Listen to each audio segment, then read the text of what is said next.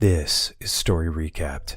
Today, I'm going to explain a drama, horror, and mystery film called Hereditary. Spoilers ahead.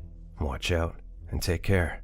In a busy town in Utah, Steve Graham prepares his teenage son, Peter, for the funeral of their grandmother, Ellen Taper Lee. After noticing that his daughter isn't in her room, Steve checks their treehouse where he finds his 13-year-old daughter, Charlie, sleeping. He immediately wakes her up as they're going to be late. On the other hand, Steve's wife, Annie, waits in their car while practicing her eulogy for her mother. At the funeral, while Annie nervously delivers her speech, Charlie makes a tongue-clicking noise while drawing a bizarre sketch of her mother. That evening, Annie, who happens to be an artist sculpting miniature dioramas, continues working in her studio to prepare for her upcoming exhibition. Steve visits her, then heads into Peter's room to check on him before saying goodnight. On the other hand, Annie comforts Charlie, who is genuinely saddened by Ellen's death, unlike the rest of the family. To console her, Annie reminds Charlie that she was Grandma's favorite, but Charlie claims that her grandmother had always hoped that she was a boy. Charlie also worries about who will care for her if her mother dies, so Annie assures her that Steve or Peter will look after her if that ever happens. Before leaving, Annie notices the word Satani written on Charlie's wall.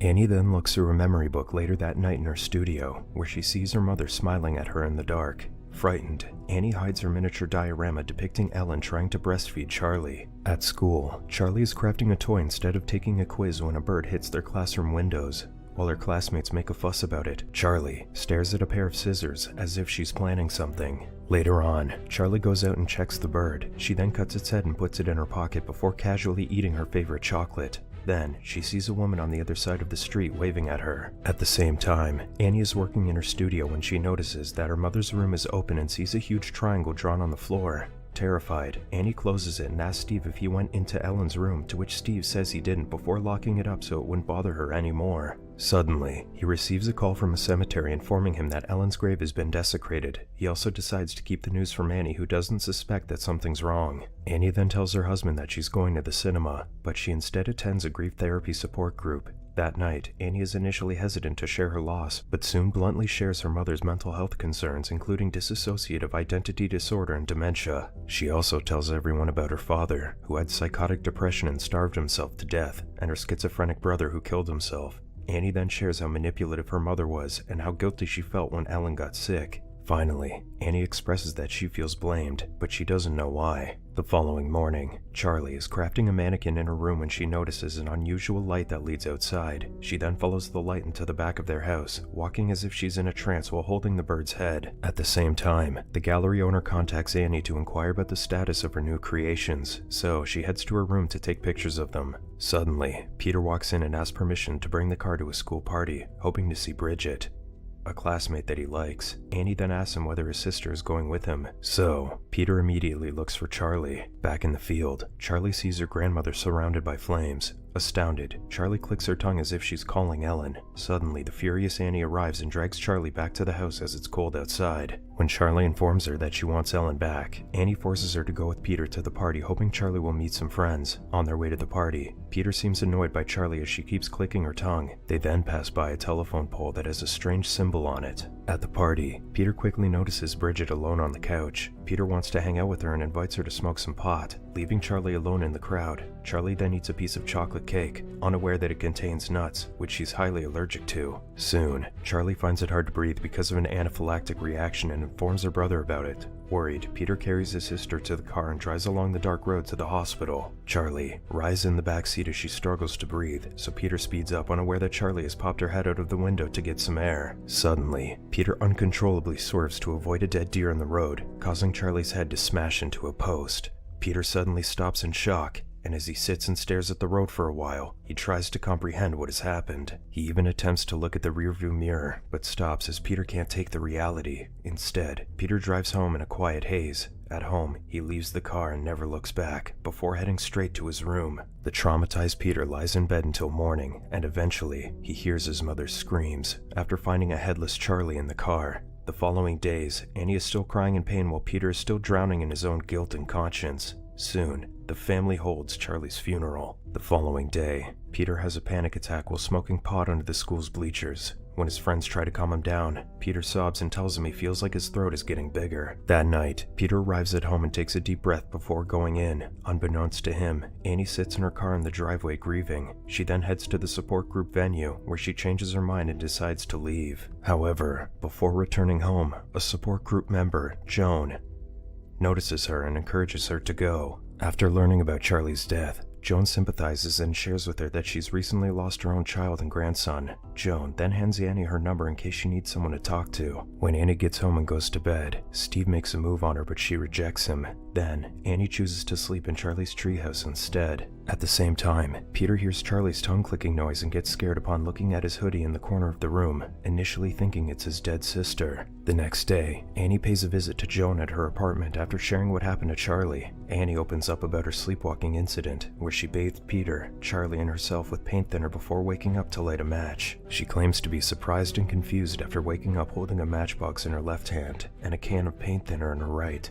Annie admits to Joan that her relationship with her children has never been the same ever since that day. During dinner, Annie seems off as she barely touches her food. Annie occasionally glances at Peter, who struggles to cut his steak, making him self-conscious. Peter then asks her if there's something that she wants to say. Annie refuses to talk at first, but she starts talking until she ends up screaming at him, blaming her son for Charlie's death. Annie tells him that the dinner would be okay if Peter said sorry and took responsibility for the accident, but she's frustrated as no one admits to anything. Peter then stares and reminds his mother that she was the one who forced Charlie to attend the party in the first place, so Steve intervenes and tells him to stop, causing Annie to walk out. The following day, Annie tries her best to continue working on her diorama for the exhibit. At an art supply store, Annie stumbles upon Joan, who excitedly tells Annie about an open seance she attended. Joan informs her that they taught her how to conduct a seance and tells her that a spiritual medium could conjure her deceased grandson. She then encourages Annie to come with her and observe a seance firsthand. In her apartment, Joan immediately starts the ritual and contacts her grandson, who communicates with them using a glass and a chalkboard. Frightened, Annie starts having a panic attack after witnessing that the chalk is moving by itself. Joan assures Annie that she can also perform a similar summoning by using a personal item of the deceased as her link, saying a mysterious spell and ensuring that her entire family is present during the ritual. Joan then hands Annie a candle and a spell guide before she leaves. On her way home, Annie hears a clicking sound while driving home, much to her surprise. When Annie wakes up that night, she discovers a swarm of ants leading to Peter's dead body. Suddenly, Peter notices her and tells her that she's sleepwalking, also wondering why she seems to be afraid of him.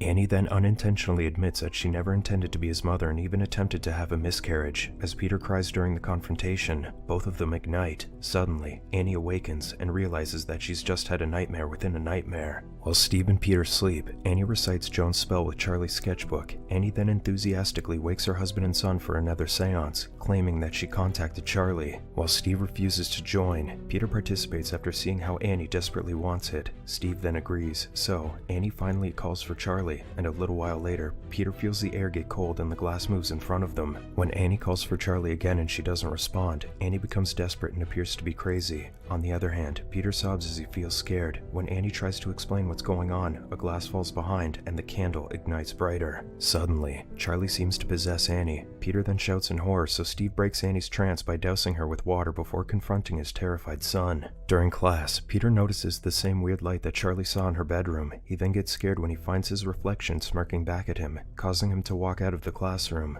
At the same time, Steve phones Annie, informing her that Peter has called him from school and believes an evil spirit is stalking him. He also tells her to stop acting strange as he still has a son to protect before hanging up. Then, Annie receives another call from the art gallery. Feeling pressured, Annie accidentally breaks the miniature chair, causing her to destroy everything in her studio. One night, Annie sees Charlie's pen strangely drawing in her old sketchbook. Meanwhile, Peter sees his dead sister in his room and her head comes off before turning into a ball on the floor. However, he's convinced that something weird is happening as their dog walks in and barks in his room. Suddenly, someone grabs his head from behind and Peter can only thrash in his bed as he screams in fear. When Annie comes in, Peter accuses her of sleepwalking and trying to kill him again, but Annie denies doing anything and advises Peter not to inform Steve about what happened, saying something strange is going on in the house and that she is the only one that can stop it. It turns out that the weird sketches that Annie saw earlier are about Peter as if it's depicting his death. Annie then throws Charlie's sketchbook into the fireplace after realizing the spirit that she summoned is wicked. Unfortunately, as the sketchbook burns, Annie's arm catches fire too, mirroring the burning of the book. With no choice left, Annie saves the book from the fire. The next day, Annie returns to Joan for assistance, but Joan is not around. Unbeknownst to Annie, Joan's apartment is filled with witchcraft paraphernalia,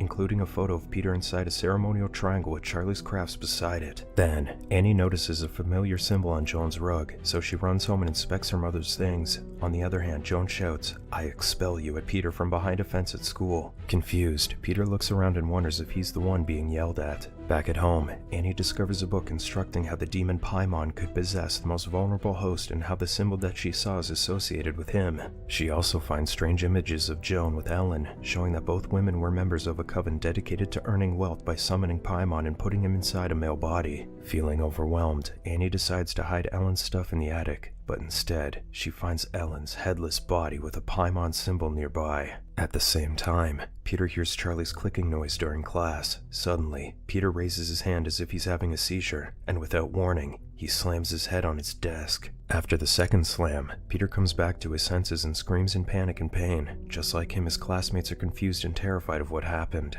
On the other hand, Steve thinks of sending Annie to a recovery center. He then receives an email regarding the desecration of Ellen's grave before getting a call from Peter's school, informing him about what happened to his son. Steve then brings Peter home and almost gets into a car accident, making him cry because of what's happening to his family. As Peter sleeps, Annie informs Steve that Ellen's body is in their attic, but it's been beheaded. Steve then checks the attic and quickly realizes his wife is telling the truth, wondering at the same time why she hasn't called the cops. Annie insists that the police won't help them, and the more that she talks about her mother and Joan and their group that worshipped Paimon, the more Steve believes that she's lost her mind. Annie also shows Steve images of Joan and Ellen wearing the Paimon seal and tells him that their family was cursed when she attempted to contact Charlie. As Annie talks hysterically, Steve looks at her with pity. Finally, when Annie reveals the significance of Charlie's sketchbook and how Steve must destroy it to save their son, Steve tells her that she needs to go to the recovery center. Steve then refuses to burn the notebook, causing Annie to throw it into the fire, despite believing it would burn her. Instead, Steve bursts into flames while Annie watches him in horror. Suddenly, she appears to be possessed again. A little while later, Peter wakes up unaware that his demonic mother hovers behind him. He also doesn't notice when she quietly crawls on the wall out of his room, and when he looks for Steve, Peter finds his father's burnt body instead. As Peter mourns, he hears noises behind him and sees an unknown naked man smiling at him. The possessed Annie then pursues Peter into the attic, and although he manages to lock himself there, Annie continues to scare him as she pounds her head on the door. In the attic, Peter discovers flies, candles, and a photo of himself on the floor. However, Ellen's body has vanished. He then slaps himself, hoping to wake up from a nightmare, but he hears a strange noise. When he looks up, he sees Annie levitating while she tries to decapitate herself with a wire. As Peter watches his mother, he sees 3 more naked strangers smile at him. Horrified, Peter jumps out from the window and lands in the garden where he passes out. Then, a strange glowing light goes inside Peter's body and helps him regain consciousness. Peter then follows his mother's headless body as it floats inside the treehouse, and as he walks, the naked strangers watch him. In the treehouse, Peter is greeted by a group of Paimon's worshippers. He also sees Charlie's decapitated head resting atop Paimon's statue. Dazed, Peter glances around and sees Annie and Ellen's headless bodies kneeling on the floor in front of the statue. A little while later, Joan calls Peter Charlie and tells him that they've corrected her female form before crowning him as Paimon, one of the 8 kings of hell. As Joan honors Paimon, the followers kneel in front and worship their new ruler. This is all for Story Recap for today. Subscribe to watch more videos like this. Tell us in the comments if you want us to recap your favorite movie. Watch other of our videos showing on the screen and leave a like because it helps the channel. And I would see you in the next video. Goodbye.